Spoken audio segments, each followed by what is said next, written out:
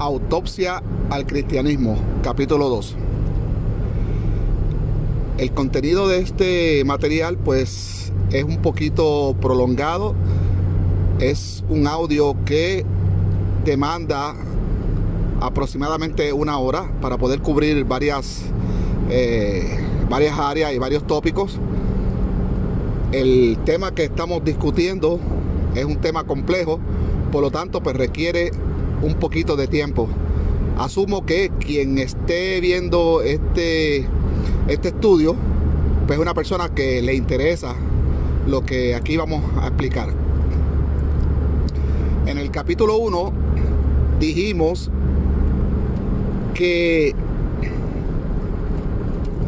en el año 325 ocurrió un evento que no quisimos abordarlo en el capítulo 1, pero que lo abordaríamos más adelante.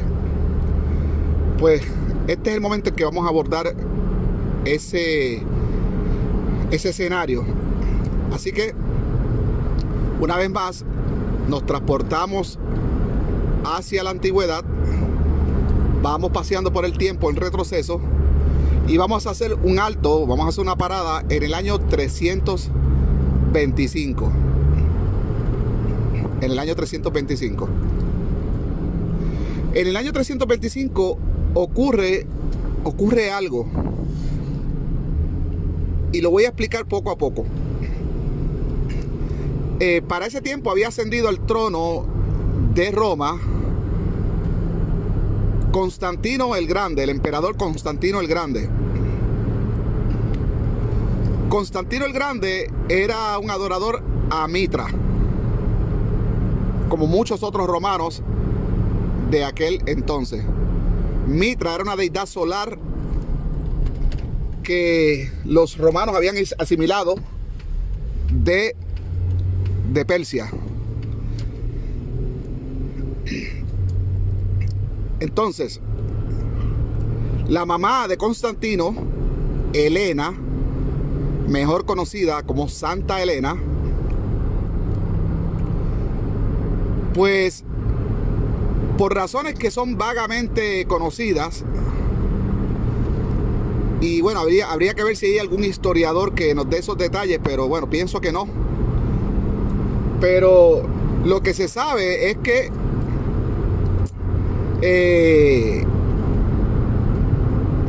Helena o Santa Helena, a pesar de que su hijo adoraba a Mitra y probablemente ella lo adoró también, pues se había convencido, quizás por alguno de estos grupos cristianos, de cambiar a Mitra por este Jesús.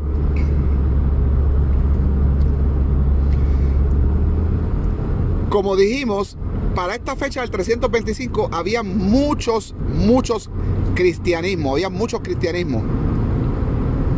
¿Por qué había muchos cristianismos? Porque cada cristianismo respondía a una doctrina distinta. Y esas doctrinas se formaban de acuerdo a la tradición inicial. Y esas tradiciones iniciales comenzaban con los manuscritos que llegaban a las comunidades. No eran 4 como hoy en día, que tenemos en el Nuevo Testamento 4 manuscritos o copias de manuscritos, que son los tal llamados los evangelios canónicos. Pero en aquel entonces, según cuentan historiadores y según cuenta el mismo Lucas, como lo estudiamos en el capítulo 1 y lo vimos en la propia Biblia, había muchos evangelios. Entonces, cada evangelio son nombres que le hemos dado acá, ¿no? Porque evangelio en realidad lo que significa es la buena nueva. Es como una noticia, como algo nuevo. Y bueno, esto también se usa en el mercadeo, cuando se está mercadeando un producto también, pues o lo nuevo. Entonces, en aquel entonces, pues lo nuevo, pues también impresionaba. Algunas personas, pues son, igual que hoy en día, son bien ortodoxas a un producto y no hay quien los haga cambiar por más novedoso que sea un producto nuevo. Pues igual eran en aquel entonces. Pero sin embargo, habían otros que sí tenían la mente abierta, pues para cambiar. O no solo cambiar, sino agregar una novedad más a lo que ellos tenían. No debe de extrañarnos que a principio los primeros cristianos también creían en otras cosas, que no tenían todavía un cristianismo fijo, sino que era un Dios más, en lo que paulatinamente pues eso fue cambiando. Así que cada cristianismo de aquel entonces respondía a un evangelio distinto. Así que esas personas que se dedicaron a escribir sus epopeyas, aquellos que sabían leer y escribir, y bueno, pues vieron que esto de momento se formaba como que un negocio, porque entonces si tú decías que, si tú aparecías con un supuesto evangelio,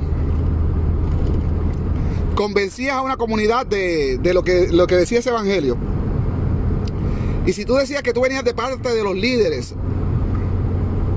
pues ya prácticamente tú te estabas haciendo líder de esa comunidad y controlabas esa comunidad.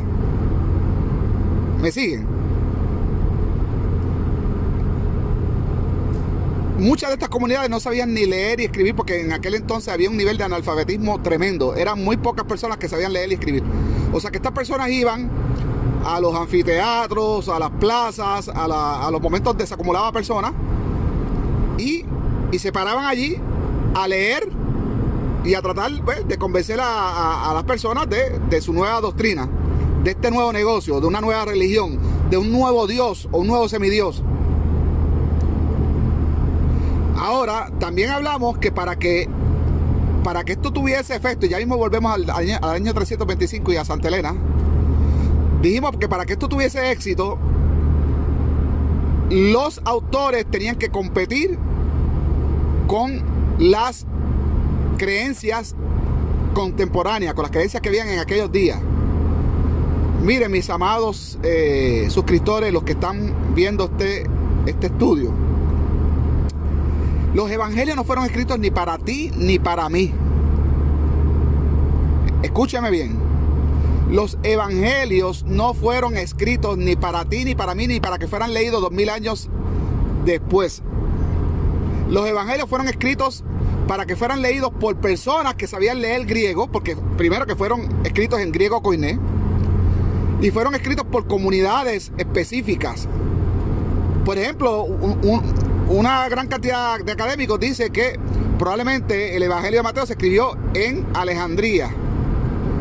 Otra comunidad de arqueólogos y de biblistas y de académicos, pues dice que probablemente el Evangelio de Lucas se escribió por ahí, por Siria, Damasco, por esa área, por ahí, por Siria. Entonces, esto no era para que circulara por ahí, era para que fuera, pues, para una comunidad en específico, o quizás varias comunidades en específico. Quizás sí, ellos agendaban a la persona que iba a leer esto, que iba a ser el lector, que se lo iba a leer al público. Pues a lo mejor le decía, ok, vas a hacer una parada en Éfeso, después vas a hacer una parada en tal ciudad, en tal pueblito, en tal provincia, y ya. Pero esa era la misión. Y obviamente, cuando se establecían estas comunidades había que dar seguimiento, entonces se creaba un liderato. Y el que es líder, mayormente de una religión en aquel entonces, que era una vida muy supersticiosa, pues controlaba a las personas. El que era líder controlaba a las personas. Entonces dijimos que cuando una de estas personas, estos misioneros en aquel entonces, que salían con la misión de ir a leer estos textos, y no descartamos que haya sido el propio autor. No descartamos que haya sido el propio autor. Pero, por ejemplo, el Evangelio de Lucas luce como que fue enviado por las primeras líneas del Evangelio. Y bueno, pues cuando estas personas iban a leer esto, a estas comunidades, sabían a qué se enfrentaban. sabían que el lector, el potencial lector de aquel entonces, creía en Júpiter, creía en Heracles, que era el hijo de Júpiter, porque Júpiter y Heracles es una versión de Zeus y Hércules, pues que los romanos asimilaron. Pero también, como habían provincias todavía griegas, muy helenizadas, pues también pues había quien que creía en Zeus, en Hércules, en Poseidón, Apolo, Teseo, en fin, en toda la mitología griega. Y tenían esa creencia muy arraigada, así que para venir con una buena nueva o con un producto nuevo, pues tenían que competir con esas creencias que tenían en Éfeso, en Corinto, en Filipo, ¿verdad? Donde están los filipenses, donde están los gálatas, etcétera, en Tesalónica, en Macedonia, en Chipre, en Antioquía, en todos estos lugares que fue donde se lanzó esta semilla del cristianismo y después empezó a germinar. Entonces ya explicando eso, ahora sí podemos volver otra vez con Santa Elena. Para cuando Santa Elena debió haber sido alcanzada, y yo digo Santa Elena pues para usar el vocabulario de los cristianos, ¿no? Mayormente los católicos. Para que Santa Elena debió haber sido alcanzada pues por estas sectas del cristianismo, por alguna de ellas. No sabemos exactamente a cuál ella se había integrado, pero es obvio que fue alcanzada por uno de estos grupos y que perteneció a uno de estos grupos. Y aparentemente pues Elena o Santa Elena pues abandonó el mitraísmo y comenzó a profesar pues el cristianismo que fuera que le tocó, la versión de cristianismo que le tocó en aquel tiempo, que no sabemos exactamente. Como dijimos, había más de 80 evangelios, eran muchos evangelios, unos más increíbles que otros totalmente distintos, unos que el que lo leyera ahora mismo pues no lo entendería porque sería un Cristo distinto. Era tremendo. Entonces no se sabe exactamente a qué tipo de cristianismo se integró Elena, pero la cuestión era que ella pues ya se consideraba cristiana. Y obviamente pues por ser la madre de Constantino influyó en el emperador para que el emperador empezara a ver el cristianismo de otra manera. Antes de estos hechos, estos grupos de distintos cristianos, estos cristianismos eran vistos por el imperio como personas desagradables. ¿Por qué? Porque estos cristianos, según se reporta, pues se metían a los cementerios, a las tumbas de lo que los cristianos empezaron a llamar a los no cristianos paganos. Empezaron a llamarlos paganos. ¿Y por qué? Porque mayormente estas ciudades eran ciudades rurales, y paganos en realidad lo que significa es campesino. Eran campesinos. De ahí que viene la palabra paganos, es campesino. Entonces los cristianos se metían a las tumbas, a los templos y a todas estas cosas, las lápidas de los paganos que creían en Júpiter, en otros dioses, y empezaban a vandalizarlos. Entonces en aquellos días ser cristiano era ilegal, era como que te cogieran con droga, como que te cogieran traficando con humanos, era totalmente ilegal. Pero Elena convence a Constantino de que empiece a mirar los cristianos de otra manera, y bueno, le dice también que ella se había convertido, y esto es el inicio del cambio de postura del Imperio Romano hacia esta religión, que era una más porque ya el imperio sabía que los líderes del imperio, es decir, el Senado y el emperador de toda la república, ellos sabían que la república era politeísta. Entonces se dieron cuenta que era difícil controlar a la gente con distintas creencias, y que era mejor hacer lo que le había resultado exitoso a Alejandro Magno, pues unos siglos atrás, Y Alejandro Magno pues trató de establecer un orden, ¿verdad? Un nuevo orden mundial donde bueno, pues donde todo el mundo pues empezara a creer en Zeus y en toda la cultura helenista. Y eso le trajo muy buenos resultados a Alejandro Magno y a los que heredaron el imperio, porque hasta los mismos judíos, según reporta el mismo Filón de Alejandría, el mismo Filón de Alejandría, pues los que no han leído eso, los invito a que lean el documento de Filón de Alejandría. Pues él mismo reporta de que los judíos en aquel entonces pues se estaban convirtiendo al helenismo. También en el libro de Macabeos se reporta también hechos similares. Y me parece que Filón de Alejandría, no me acuerdo, hace tiempo que no leo ese documento, pero me parece que él cuenta que hasta su propio hijo se había convertido pues como en griego, ¿no? Había asimilado la cultura griega. Así que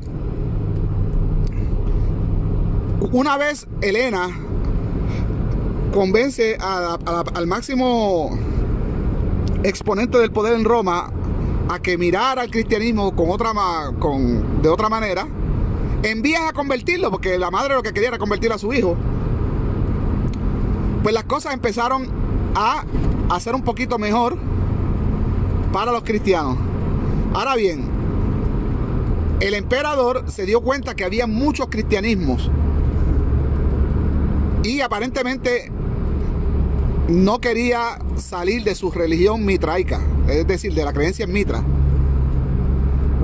Entonces lo primero que mandó a hacer fue en la ciudad de Nicea, que queda en la actual Turquía, en la ciudad de Nicea, mandó a hacer un concilio donde se enfrentaran todos los líderes de estas sectas cristianas, de estos distintos cristianismos. La invitación fue extendida a muchos, pero no todos respondieron. Pero los que fueron, estuvieron ahí, no me acuerdo exactamente cuántos días estuvieron, pero fueron varios días, todo pago por el imperio. Y algunas cosas pues se saben de ese concilio, hay otras que jamás se sabrán quizás. Pero lo que sí sabemos es que en ese periodo se enfrentaron todos esos cristianismos, unos con otros. Era un debate. Y que solo un cristianismo o una ideología, una cristología fue la que triunfó. O podríamos decir dos.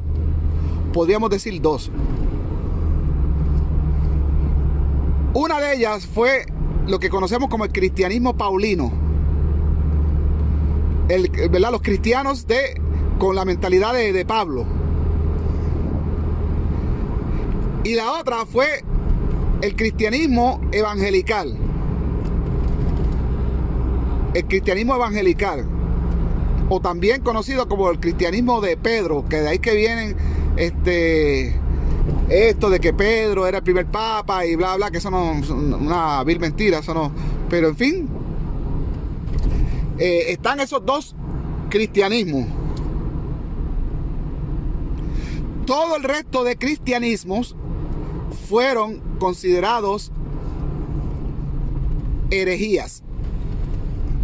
El resto de cristianismos que se enfrentaron, o los cristianismos perdedores, ¿verdad?, que se enfrentaron en este concilio de Nicea, fueron declarados como herejías y se prohibió por parte del imperio practicar ese tipo de cristianismo. Sino el único cristianismo que se iba a profesar era el cristianismo niceno, que está documentado todavía hasta hoy en día y se profesa hasta hoy en día en lo que se llama el credo niceno. Aquellos que son católicos pues estarán muy relacionados con esto del credo niceno. ¿Qué es el credo niceno? El credo niceno es aquello que yo como ex católico pues muchas veces lo oré y se lo enseñé a mis hijos, mayormente a los mayores, y es el creo en Dios Padre Todopoderoso, creador del cielo y de la tierra, en Jesucristo, su único hijo, nuestro Señor, que fue concebido. Bueno, no voy a seguir, pero ya usted sabe, ese es el credo niceno. Ese credo eso es lo que se escribió,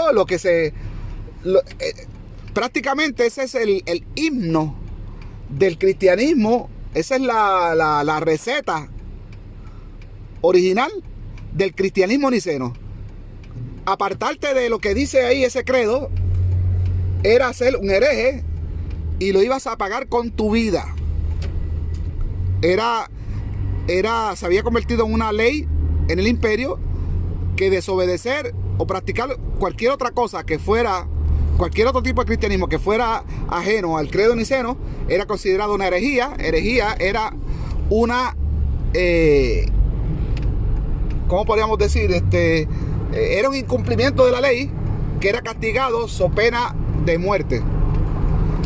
Así que a partir de aquí, de este concilio, comienza la persecución de cristianos persiguiendo cristianos, porque entonces los cristianos empiezan a perseguir a los herejes, pero los herejes eran los mismos cristianos, los cristianos que no ganaron en el concilio de Nicea.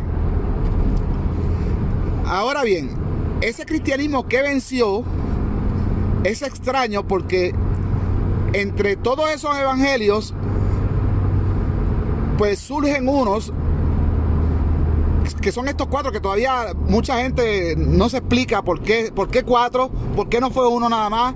Y bueno, se dan muchas explicaciones tontas sobre el por qué 4. Algunos dicen que fue que hicieron una oración y entre varios pergaminos que habían, pues se cayeron 4 y esos fueron.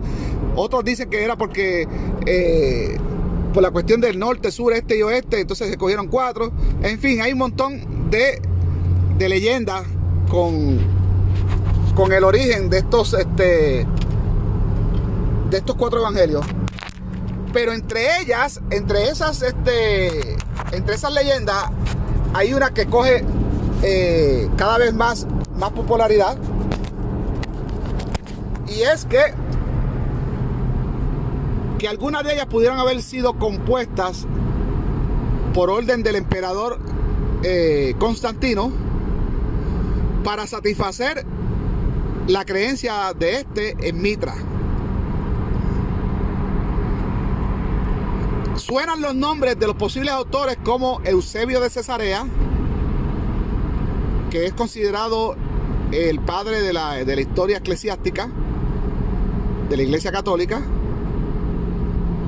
y también suena el nombre de un tal Lactancio. Bueno, ¿por qué muchos académicos y bueno, las investigaciones que se han hecho pues han llegado a esa conclusión preliminar? Porque aquí en todo esto tenemos que admitirlo, todo lo que tiene que ver con la Biblia es basado en opiniones. Honestamente se los digo, todo lo que usted puede encontrar en cuanto a la Biblia, ya sea que sea formulado pues por académicos cristianos o por académicos por académicos seculares, pues todo es basado en opiniones. Obviamente las opiniones están basadas en investigación, en ciertos datos y etcétera, pero las conclusiones se llegan mayormente en opiniones. Así que estos 4 evangelios, pues cuando uno los mira de cerca y cuando hace un resumen de ellos, pues sí encontramos vestigios de la creencia de ¿cómo podríamos decir? Del emperador Constantino, de Mitra. Y no solo eso, sino que vemos vestigios en el personaje de Jesús de otras deidades. Es una construcción prácticamente. Jesús representa como que todas las creencias que habían en el imperio, y esto pues pudo haber sido creado intencionalmente, es decir, adrede, para que las personas del Imperio Romano que creían en distintas creencias, distintas leyendas, distintos mitos, etcétera, pues que se le hiciera fácil aceptar esta nueva creencia, porque era una creencia sincretizada, tenía de todo un poco. Tenía de Mitra, tenía de Platón, tenía de Osiris, acuérdense que Egipto se veía para el tiempo de Cleopatra, bueno, después posteriormente a que Cleopatra se suicidó, murió, pues Egipto fue integrada completamente al Imperio Romano. Y bueno, pues todavía en aquel entonces quedaba, ya pues había mermado bastante en el siglo I, pues las creencias en los dioses populares de Egipto, pero todavía quedaba. Entonces, las creencias en Osiris, ¿verdad?, que era el dios de la resurrección de los egipcios, en Horus, en cómo fue la anunciación, ¿verdad?, de Isis, muy parecida a la del ángel Gabriel, con la Virgen, etcétera. Y pues Mitra, que era una deidad solar, y por ser una deidad solar, pues tenía siempre 12, el número 12 que corresponde a los 12 meses solares, y también a los 12 signos del zodíaco babilónico. Pues todo eso está en Jesús, en los 12 apóstoles, la cruz, ¿verdad?, que es prácticamente el símbolo de Horus.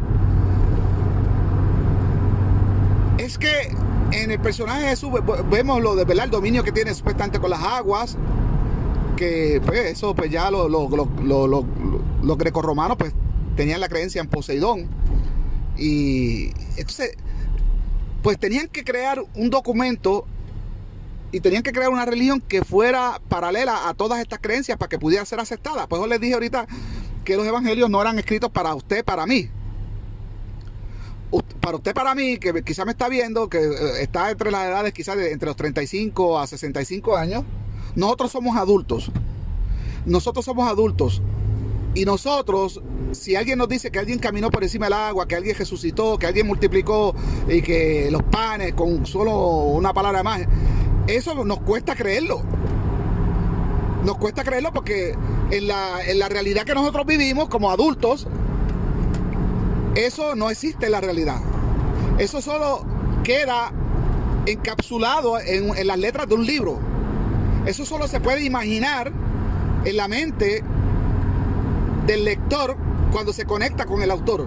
Es toda una actividad imaginaria que surge en la actividad de leer un mito.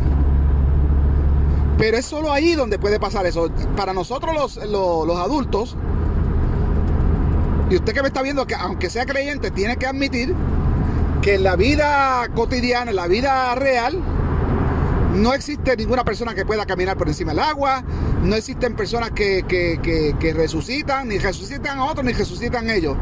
Una vez una persona empieza a descomponerse, una vez un cuerpo entra en estado de descomposición, no hay vuelta atrás. Entonces todas las cosas milagrosas y todas las cosas fantásticas que se leen en el libro, en esos textos, pues no son compatibles con la realidad. Por eso le digo que esos textos no fueron escritos para nosotros, porque se supone que en este siglo XXI ya la mentalidad de un ser humano pues no admita este tipo de cosas. Lamentablemente, lo tengo que decir, lamentablemente sí hay muchas personas que admiten esto. Y lo más triste de todo esto es que lo admiten por fe. Por fe. ¿Y qué es lo que significa fe? ¿Qué es lo que significa fe? Porque eso es lo que te piden los líderes religiosos. No, tú tienes que creer por fe. Por fe. Fe significa confiar. Significa confiar. ¿Confiar en qué? ¿O en quién? Bueno, pues esa pregunta tú tienes que escalarla. You have to escalate that. Tienes que escalarla. Ok, pues tengo que confiar en mi papá que eligió esa religión para mí. Tengo que confiar en el sacerdote de la comunidad. Tengo que confiar en mi abuelo que decidió esa religión para mis padres, mi bisabuelo. Pero cuando tú empiezas a seguir indagando, como estamos haciendo en este estudio, si usted va en retroceso, usted se va a dar cuenta que al final de todo, en quien estamos, porque hay una persona que origina esto. Y eso sigue en manera sucesiva hasta llegar hasta nuestros días. Entonces, cuando usted busca para atrás, ok, mi bisabuelo eligió eso para mi abuelo, mi tatarabuelo para mi bisabuelo, y sigue con los hasta llegar al descubrimiento de América, que lo vimos en la diapositiva del primer estudio, a 1492. Y entonces ahí usted empieza a dudar y dice, wow, entonces esto comenzó en la familia mía, esta creencia, en mis antepasados, en la línea genealógica. Esto comenzó con una invasión de españoles a las Américas, donde torturaron a los indígenas, donde venían con esclavos, donde nos robaron el oro, violaron nuestras mujeres y bla bla, y mataron a todo aquel que no quisiera creer en esta nueva religión.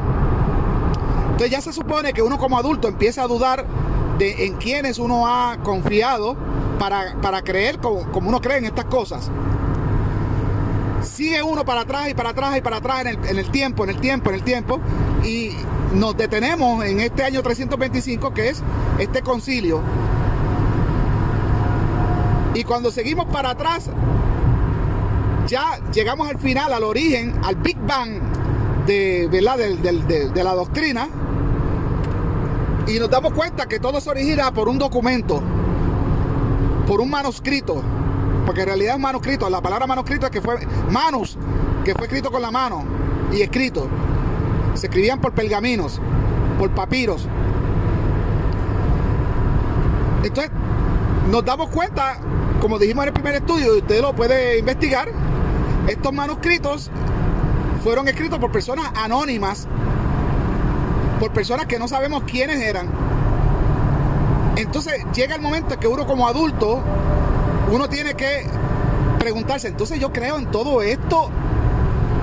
Entonces, yo he puesto mi confianza, porque la fe es tener confianza. Yo he puesto mi confianza en una creencia que cuando investigo, cuando hago mi auditoría personal, concluyo que se origina en algo que escribió alguien hace 2000 años atrás, que no fue escrito para mí, sino que fue escrito para comunidades grecorromanas que creían en un montón de dioses, y que, para agravar la situación, son anónimos, son documentos anónimos.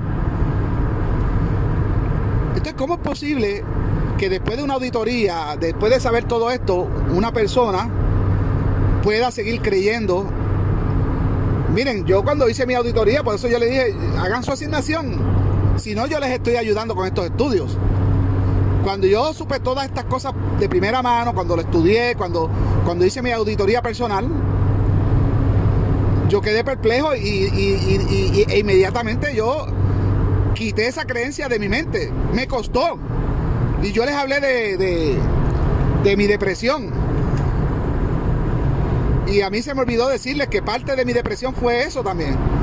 Creer toda una vida en una religión, en una serie de cosas que están envueltas, ¿verdad? O cogidas de la mano de la religión, y de momento darte cuenta que tú has sido timado, de que ya no te vas a reunir con tu abuela, con tu mamá, con aquellas personas que murieron, que tú pensabas que te ibas a reunir con ellas por la creencia, sino que tienes que admitir que se acabó la vida para ellos, y que en algún momento se va a acabar para ti, y que esto es todo lo que tenemos, que no hay ninguna diferencia entre el ser humano y las otras especies. El ciclo de vida es así: vivimos, nos morimos, nos podrimos, y con suerte quizás nuestro esqueleto terminará en un museo o en un laboratorio estudiado por arqueólogos del futuro. Por suerte, que es lo mejor que nos puede esperar. Pero nada, no va a pasar nada. Después que muere, se acabó. Entonces es obvio que ese fue uno de los detonantes de mi depresión, la cual pues ya la he superado, y por eso lo cuento pues con mucha calma y con orgullo. No es que yo me avergüenzo de haber tenido depresión, de haber sufrido por una depresión severa. No, lo cuento con orgullo de que la superé, para que le conste, para que personas pues puedan tomar mi testimonio y que sepan de que siempre hay una luz al final del túnel. Entonces, ahora que estamos próximos a bueno, ya estamos en la Semana Santa, entonces pues es el mejor momento pues, para saber todas estas cosas, de que todo lo que creíamos, bueno, los que dejamos de creer, los que siguen creyendo, que estos estudios están hechos para personas que ya dejaron de creer, o personas que no son religiosas, que les da igual. Si alguno de ustedes me está viendo, es creyente, pues que sepa que este video pues, está hecho para personas que ya dejaron de creer y que quieren estudiar, que quieren saber, que quieren enriquecer sus conocimientos. Pues les decía que nosotros creíamos en estas cosas por fe, por mera fe, porque nuestros padres elegían esta religión, o cualquiera, porque el asunto de las religiones es un asunto geográfico. Si hubiésemos nacido en la India, pues era el hinduismo lo que nuestros padres iban a elegir para nosotros. O si hubiésemos nacido en un territorio musulmán, pues era el Islam lo que iban a elegir para nosotros. Pero como nací en una región donde ya estaba catolizada, pues esa fue la religión que eligieron para mí. Y uno no cuestiona eso, porque desde pequeño te están bombardeando con eso, que si vete al catecismo, que si hay que leer la Biblia, que si aquí, que si vas a la misa y lees las mismas cosas todos los domingos, primera, segunda, tercera lectura y bla, bla, te arrodillas, te para. Entonces, caes en un círculo vicioso donde todos los años, domingo tras domingo, estás en la misma cosa. Se acabó el año y vuelven otra vez a leer lo mismo que leyeron el año pasado, porque todo eso ya eso está establecido. La misa pues se conduce por un documento que se llama el misal, y es lo mismo todos los años. Lo que leíste en miércoles de ceniza este año es lo mismo que vas a leer el miércoles de ceniza el año que viene, y así sucesivamente por los próximos años. Entonces tú quedas en un círculo vicioso, secuestrado, como que no sales de ahí. Bueno, de verdad que nosotros le llamamos una cárcel mental, y cuando tú te liberas de eso, prácticamente te liberas de la esclavitud que nos pusieron los españoles, porque las cadenas y toda la esclavitud a los que, ¿verdad?, los que fueron sometidos por cualquier tipo de esclavitud por parte de los españoles, la religión fue parte de ellos. Y todavía seguir profesando la religión que nos pusieron o que nos impusieron por medio de la fuerza y de genocidio, y es cuestión de revisar la historia para que usted vea todas las atrocidades que hicieron los españoles en las Américas. Pues seguir profesando eso es igual que los afroamericanos. Los afroamericanos, pues todo su cristianismo empezó con la esclavitud, que los españoles fueron allá y los europeos allá al África a esclavizar, a masacrar esas aldeas de África, en Nigeria, en el Congo, en Uganda, Zimbabue, etcétera. Fueron a esclavizar a esos morenos, a esos afroamericanos o africanos en aquel entonces, y les impusieron su religión, la religión de sus amos. Entonces hoy en día pues todavía tú ves a los afroamericanos que si Jesús los salvó, yo honestamente me río, porque yo digo, wow, si tú supieras que Jesús no fue el que te salvó, Jesús te fastidió. Jesús te fastidió y fastidió a todos tus antepasados. Entonces es triste, es lamentable ver que todavía hay personas que están esclavizadas. No solo los afroamericanos o los morenos de todos los países donde pues, los esclavos pues, estuvieron y después se concentraron,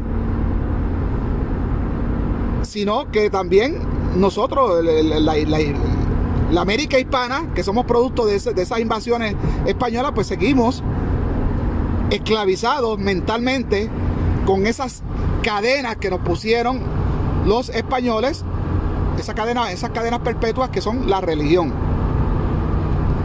Pero las personas que se han atrevido a auditar sus creencias, como este servidor y como muchas personas, y espero que de este estudio pues salga alguien que se atreva a auditar sus creencias, pues los que hemos salido de eso, pues ya nos liberamos de esa esclavitud centenaria.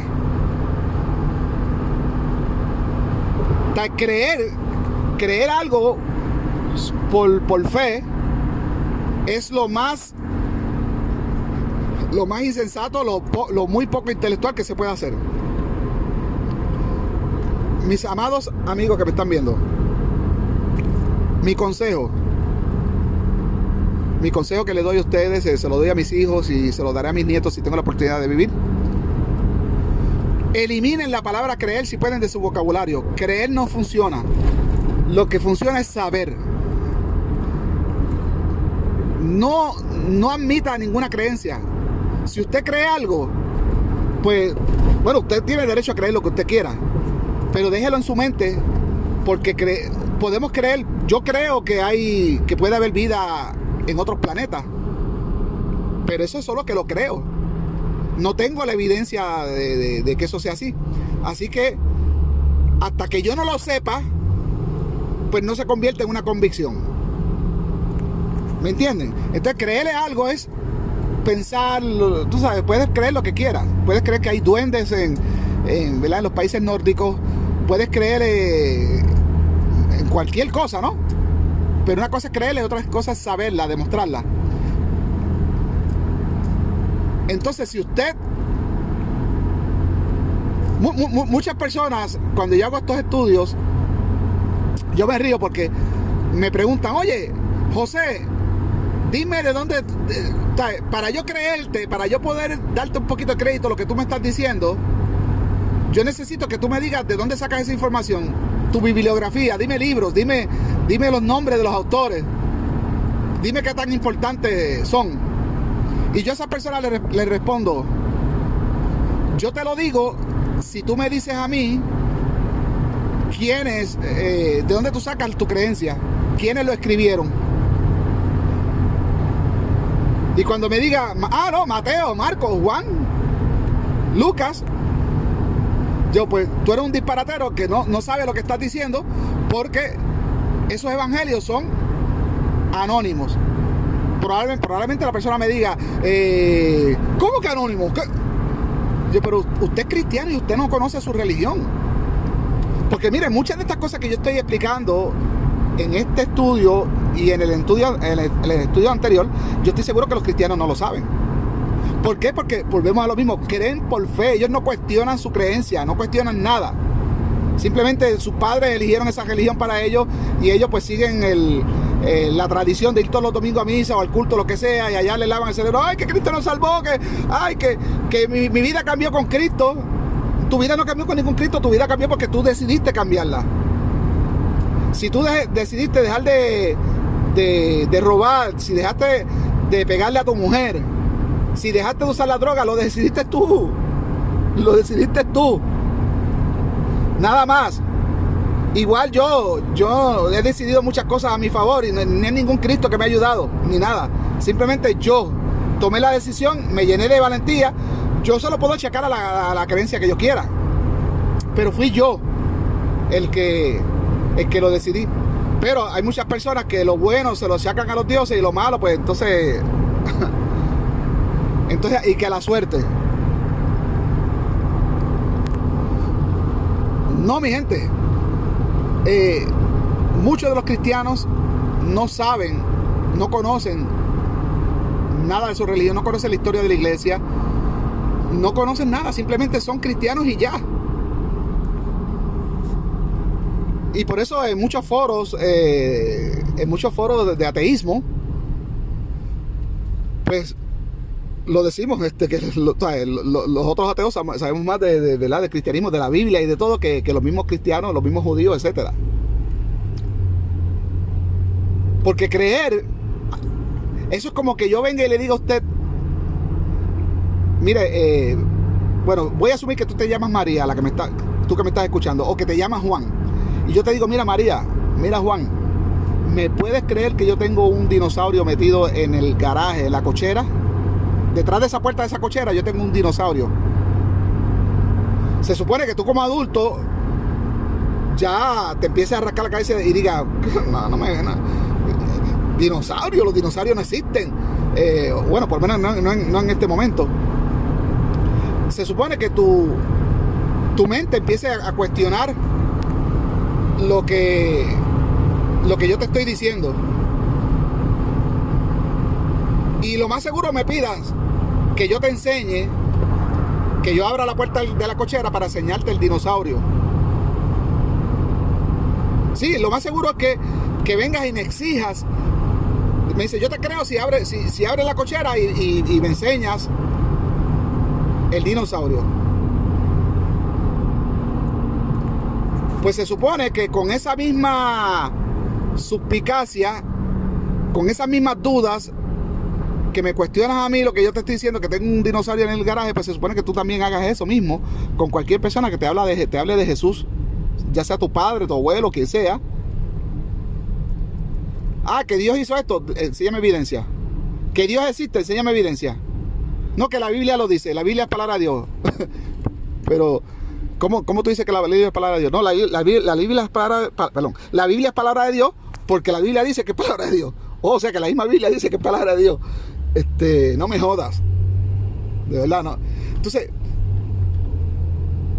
igual que usted quizás le pide evidencia a un vendedor de un auto que le está tratando de vender un auto usado y le está diciendo para tratar de convencerle a usted que usted compre ese carro, ese vehículo, pues igual que lo más probable es que usted le exija un poquito de evidencia a ese vendedor. No, yo quiero probar el carro, yo quiero ver, abra la compuerta del motor, ¿verdad? El bonete, como decimos los puertorriqueños.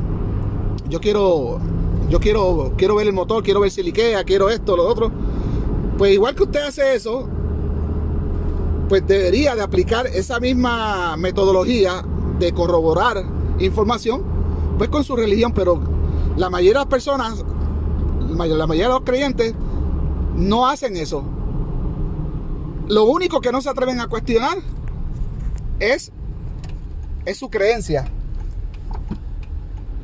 Dígame usted si estoy en lo cierto o no. Yo fui cristiano, yo fui católico por casi 40 años, creo que 38 para ser más preciso. Y es así como funciona. Toda mi familia es católica, por parte de mi padre y mi madre, y es una familia numerosa. Y así es que ellos creen. Ellos no cuestionan a nada, no. Ellos simplemente, y probablemente si alguno me está escuchando estará molesto conmigo porque entonces me verán como un hereje.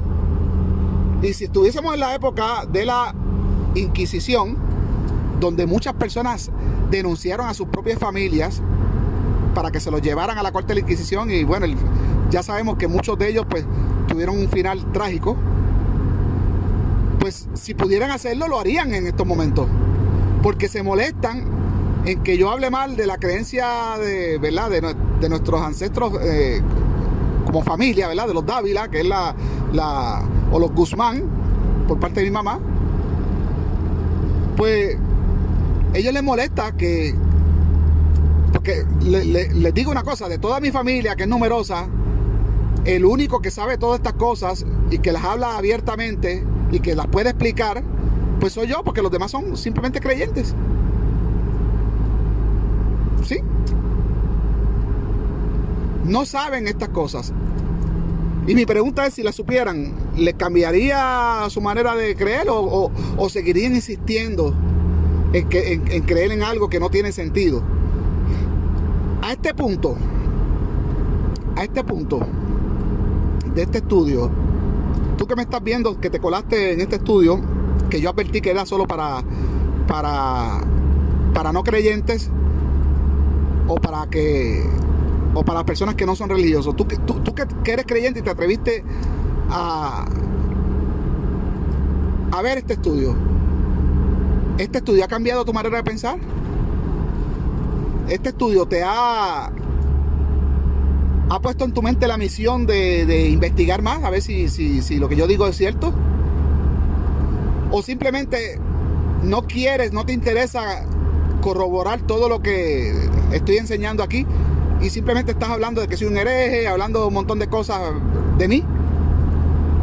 Quisiera saber tu opinión en este punto, en este segundo, ¿verdad?, de este video. Que pongas en pausa este video y comentes me diga, mira José, ¿sabes qué? Tú eres un hijo del diablo, a ti como me escribió alguien por ahí en uno de los comentarios que me preguntó que si yo sabía dónde era el infierno. Y yo le digo, no, ¿qué es eso? ¿Qué es eso del infierno? Le estoy corriendo la máquina, ¿no? La corriente. Y ella me dice, no, el infierno es un lago de fuego ahí donde... Oh, ¿y cómo usted supo de eso? ¿De dónde usted saca eso? ¿Me puede dar la dirección de ese sitio para buscarla en Google a ver dónde es? Pero así le dije. Porque eso del infierno y todas esas cosas, eso pues obviamente es de la Biblia, del Nuevo Testamento. Porque como dijimos, en el judaísmo, antes del cristianismo, no existía eso del infierno, ni del diablo, ni de esas cosas. Eso no existía. Es más, que se me olvidó mencionar en el primer estudio, y lo menciono ahora, que el ritual ese del bautismo tampoco existía. Es un invento de ahí de los evangelistas. Eso no existía. Entonces, me da risa también, porque los que hemos estudiado más a fondo todo esto y sabemos de los debates que hay, ¿verdad?, en el ámbito académico, pues en el ámbito académico, pues lo que se llama el documento flaviano, ¿verdad?, o el testimonio de Flavio Josefo, que ya pues hoy en día se sabe que fueron interpolados. Y para los que no saben, pues este documento de Flavio Josefo es uno que los cristianos, los apologistas, en defensa de que alguien del primer siglo pues sí habló de, ¿verdad?, de Jesús y los cristianos, etcétera, pues efectivamente las copias que nos llegan ahora, pues hay unas menciones ahí de Jesús, del hermano Jesús, etcétera, de Juan el Bautista. Pero ya hoy en día se sabe que esos fueron interpolaciones, que esos fueron párrafos insertados forzosamente, es decir, estaban interrumpiendo una narración original. Acuérdense que estos son copias. El copista, cuando estaba transfiriendo pues un documento a un papiro nuevo, pues interrumpió una narración, terminando una oración ahí con punto, y en vez de continuar ¿verdad?, la próxima oración, insertó un párrafo de su propia autoría y después continuó con la oración que seguía del documento original. Eso se llama interpolar. Pero lo que me da gracia es que los académicos pues han detectado, ¿verdad?, estas interpolaciones, pero sin embargo admitieron, no utilizaron el mismo criterio pues para las menciones que se hace de Juan el Bautista, que para mí, evaluando el texto flaviano y siguiendo el mismo criterio que ellos siguieron, ¿verdad?, para determinar que eso es una interpolación, para mí el personaje de Juan el Bautista y la mención que se hace de él en el documento flaviano, para mí también es una interpolación también. Para mí es una interpolación también. Pero como todo esto es en base a opiniones, porque igual los académicos pues llegan a opiniones, pues esta es mi opinión. Yo he leído el texto flaviano, he buscado cuando veo el contexto, se nota que hay una interrupción en el contexto original para insertar esto de Juan el Bautista y también pues la parte de los cristianos. Y para mí todo eso es una interpolación. No pertenece al documento original. Que para más, muchas personas no saben que de este documento flaviano no se supo nada hasta el siglo IV. Y quien primero viene con una copia de este documento, pues hoy en día, pues el primero que viene, que se conoce, es pues el mismo Eusebio de Cesarea, el mismo que se sospecha que escribió algunos de los evangelios. Eusebio de Cesarea. Antes de Eusebio no se conoce nadie más que haya hecho una mención de este documento flaviano. Inclusive entre los primeros padres de la iglesia, como Orígenes,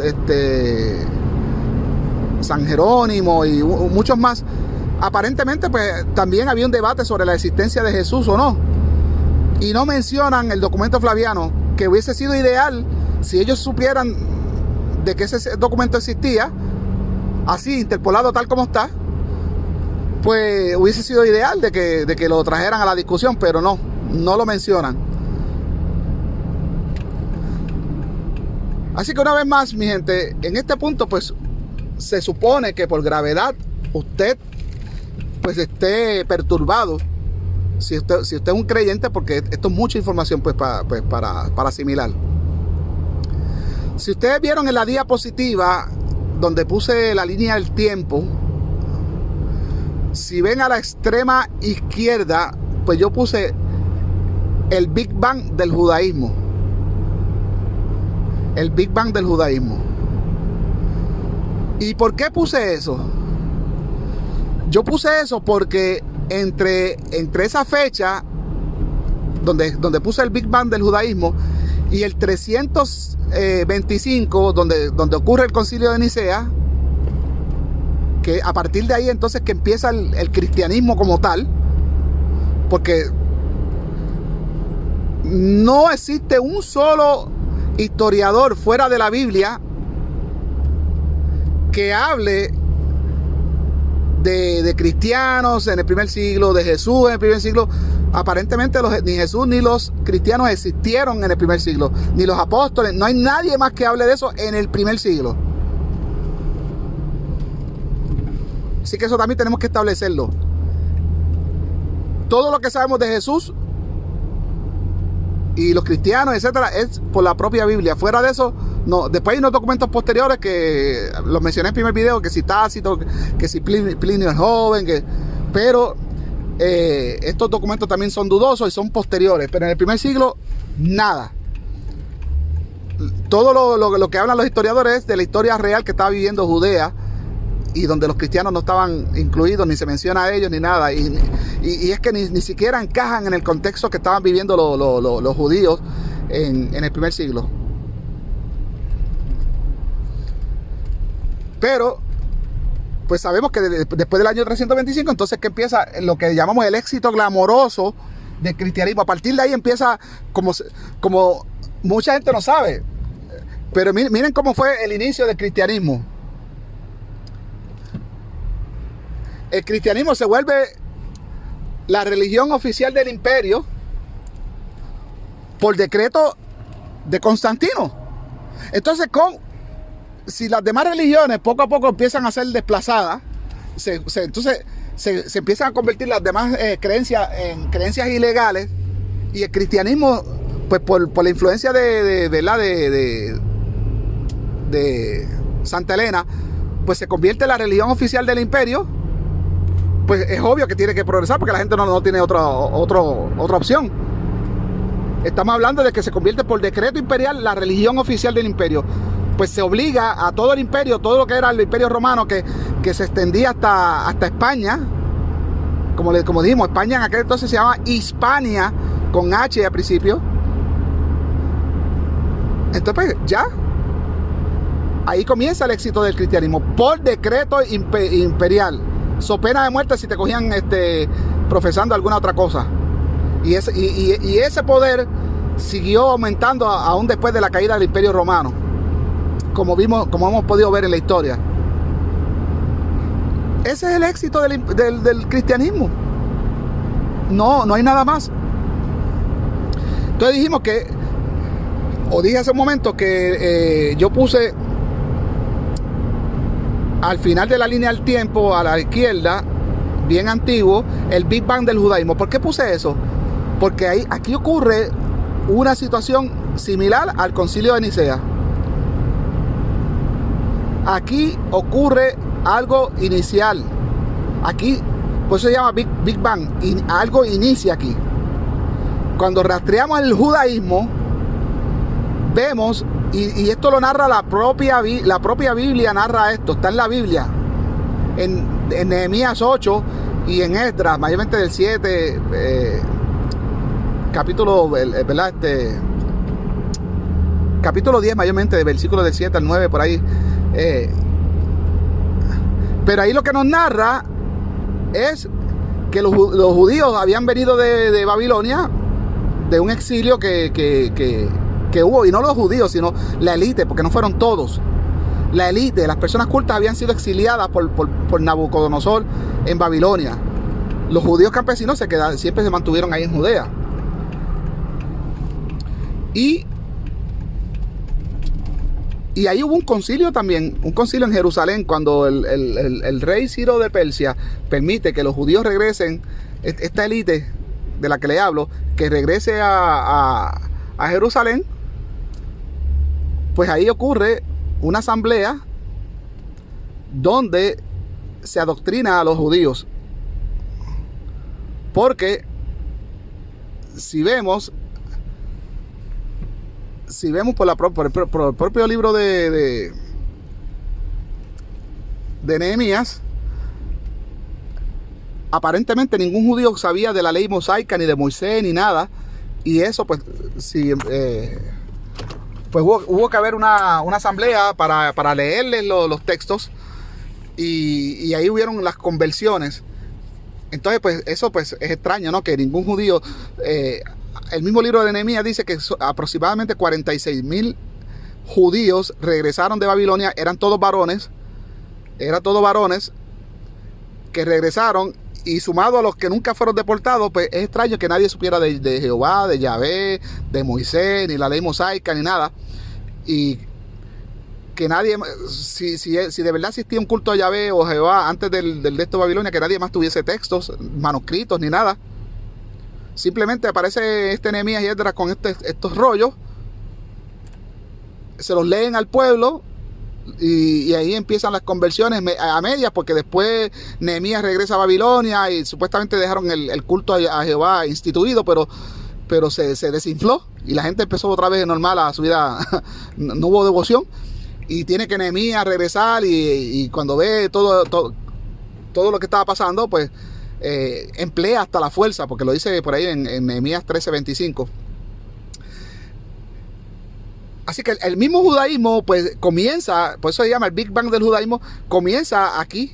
De hecho, por eso los judíos, mucha gente no sabe, los judíos celebran el año, el comenzar del año, lo que ellos llaman el Rosh Hashanah, lo comienzan en el mes séptimo de lo que era el calendario babilónico, en el mes séptimo. ¿Por qué? Porque ahí mismo se narra en Nehemías 8 en adelante que el judaísmo, que esta asamblea comenzó en un mes séptimo y que duró varios días, leerle todos esos textos, explicárselo y bla, bla, bla. Entonces ahí es cuando comienza el judaísmo. Los judíos no sabían ni de Moisés, ni del Éxodo, ni nada. Se enteraron ahí. Extraño, ¿verdad? No es extraño para ustedes. Díganme. Pónganle pausa en este segundo y escriban comentarios. Sí, para mí es extraño. No, a mí no se me hace extraño. Pues a mí sí se me hizo extraño. Y a muchos académicos, a muchas personas intelectuales, pues se nos hace extraño eso, ¿no? Y más que cuando la arqueología busca y no hay vestigios, no existe nada del Éxodo, no hay ni una prueba ni nada. Y la arqueología lo que revela es que antes de esta dispersión de los judíos, porque los judíos sí existieron, el reino de Judá antes de Nabucodonosor sí existió. Lo que no existe es el mito de cómo se origina el reino de Judá. El reino de Israel también existió, pero eso de las 12 tribus, eso es un mito también. Fueron dos reinos que eran históricos, pero su pasado, de cómo ellos llegaron a ser reinos, y fueron reinos pequeños tampoco. Usted oye hablar la palabra de reino y creen que es uno. No, los arqueólogos lo que han encontrado, por ejemplo, la ciudad de Jerusalén, era una ciudad prácticamente como una aldea, como las aldeas de la época medieval. Era una cosa pequeña. La ciudad de Jerusalén, la verdadera ciudad de Jerusalén, la que nosotros conocemos hoy en día, la Gran Jerusalén, quien la construyó fue Herodes el Grande. Herodes es el verdadero arquitecto de Jerusalén de hoy en día. Pero antes de eso, Jerusalén era una ciudad que lo que servía era para ser saqueada. Sí, lo que lo querían era saquearla, no interesaba. Sin embargo, la ciudad que sí apetecía a todos los grandes emperadores del pasado era Babilonia, como fue Alejandro Magno y otro. Bueno, el mejor que describe Babilonia es el historiador Herodoto. Pero Jerusalén, según la arqueología y los restos que se han hallado, era una ciudad insignificante. los judíos insignificantes. Aparentemente las murallitas que tenía Jerusalén, parece que los judíos lo que tenían era mayormente una guardia defensiva, pero no tenían como un ejército ofensivo. Y no, ¿a quiénes iban a enfrentar ese pequeño pueblo, los judíos? ¿A los babilonios, los caldeos? Cayeron de una. Cuando Nabucodonosor fue a invadirlos, de una cayeron, de primera intención. Los persas, los egipcios, no, el pueblo judío era un pueblo insignificante entre medio de todos esos imperios, del imperio egipcio, de los persas, de los griegos, los romanos. Así que, pues, la misma Biblia narra el Big Bang del judaísmo. Y un solo judaísmo, que es el que sale de ahí. Ahora, en el próximo capítulo, que va a ser el final, vamos a hablar entonces si Nehemías y Esdras crearon un judaísmo que lo crearon en el periodo persa, ¿verdad? Cuando estaba Ciro el Grande.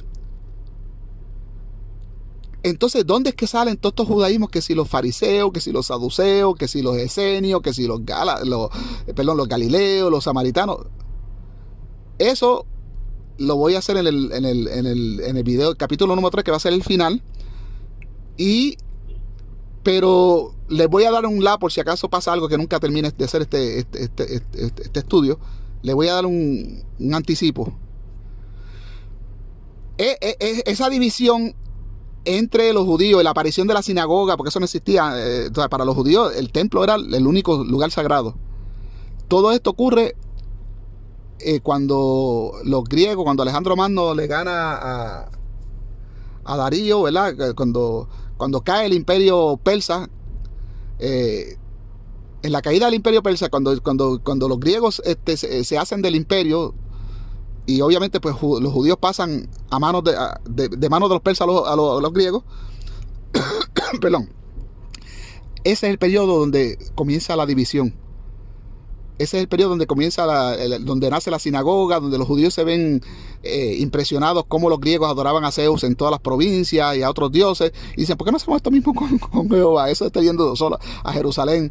Entonces, ahí que comienza esto, la aparición de la sinagoga.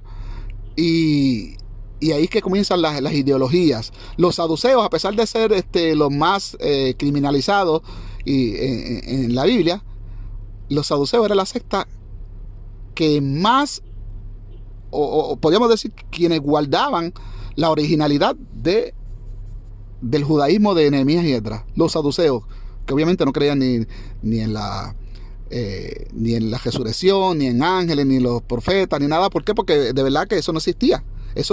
Todos esos profetas menores y mayores, todas esas cosas empezaron a salir después. Nehemías y Esdras solo empezaron el judaísmo con la Torá, con la ley mosaica. Y los saduceos pues eran ahí alineados con la primera, con la ortodoxia del judaísmo. Los fariseos fueron los más helenizados, los que empezaron a introducir esto de que bueno, solo en la religión griega pues, era que estaba Zeus y que era el hijo de Dios de Cronos, y por ende pues también Hércules era el hijo de Zeus. En la cultura griega se veía mucho eso de dioses e hijos de dioses. Entonces eso se integra, aunque no vemos ningún fariseo que creyera en eso en el primer siglo. Aparte de los que escribieron estos evangelios, no vemos ningún fariseo que creyera en eso. Pero los fariseos fueron los más que asimilaron el helenismo. Esto de la sinagoga pues fue también la resurrección también, porque eso no existía en el judaísmo de Nehemías y Esdras. En el judaísmo original Moisés en ningún momento promete resucitar ni él mismo resucita. Entonces todo esto pues se asimila de los griegos. Así que lo dejo hasta ahí. Hablaré más de eso en el capítulo 3 y el que va a ser el final. Así que los dejo picados con eso. Y bueno, pues ya en el capítulo 3 veremos cuál ha sido su conclusión. Hasta la próxima.